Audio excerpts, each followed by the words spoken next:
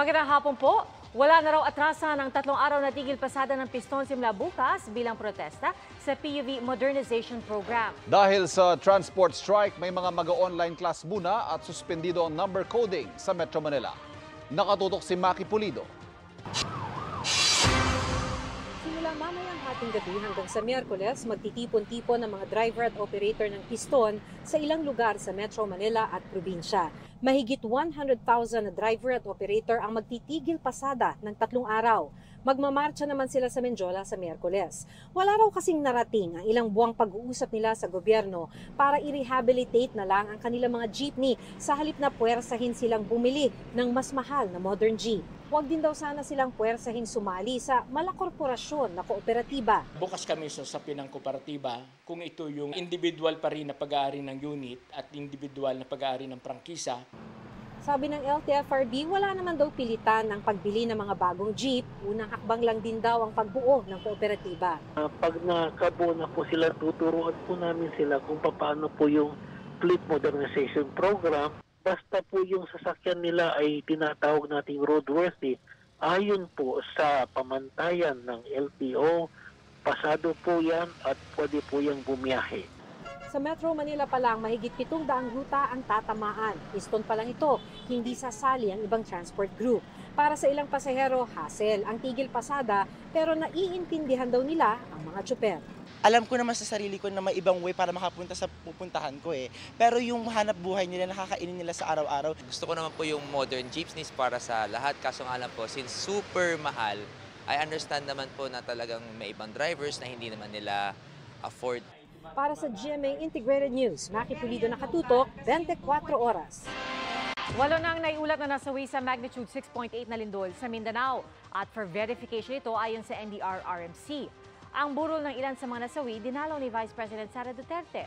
At mula sa General Santos City, nakatutok live si Justoni Humangil ng TV 1 Mindanao.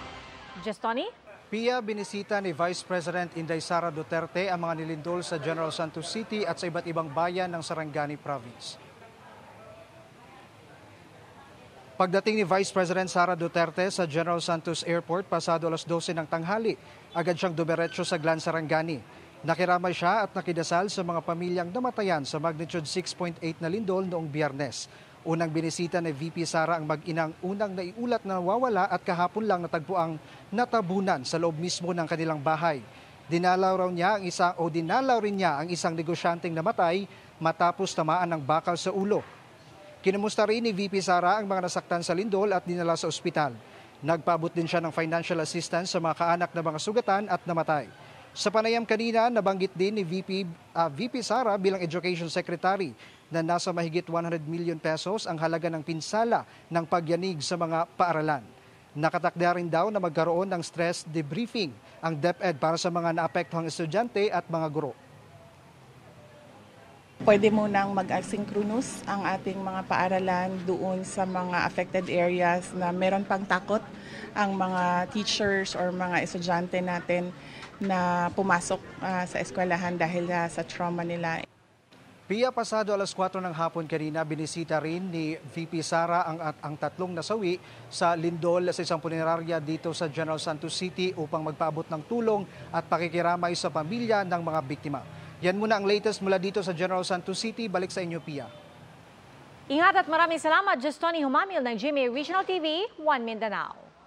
Kampante si Vice President Sara Duterte na maayos pa rin sila ni Pangulong Bongbong Marcos sa kabila ng isyong may lamat umano ang unit team. Nakatutok si Jonathan Andal. We're okay. I believe that I still have the trust of President Ferdinand Marcos Jr. Ito ang unang beses na sinagot ni Vice President Sara Duterte ang ilang araw ng umuugong na umano'y lamat sa unit team matapos tanggalan ng mataas na posisyon sa Kamara ang dalawang kaalyado niya at nang pasaringan ng amang si dating Pangulong Rodrigo Duterte, si House Speaker Martin Romualdez na pinsan ni Pangulong Bongbong Marcos. Ikaw, Romualdez, wag ka nang mga presidente o mga Filipino people. Subukan ninyo si Romualdez, ng pinsan ni Marcos. Ako kay Inday, huwag ka na mag-ambisyon, Inday. Hindi ko naman talaga ambisyon ng tumakbong Vice President. Sinabi ko noon na hindi ko gustong tumakbong president. Lahat ng ginagawa natin, we can only plan, but it will truly be God's plan that will prevail.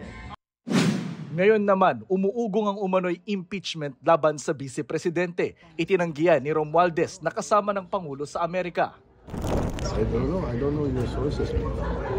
It's nothing in the offing, nothing in the agenda, nothing filed. No news of that. We are currently doing our due diligence about this one, and then we will release a comment in the appropriate time. Sinabihan ni VP Sara ng pangunahan niya kanina ang selebrasyon ng World Children's Day sa Quezon City. Para sa GMA Integrated News, Jonathan Andal, nakatutok 24 oras.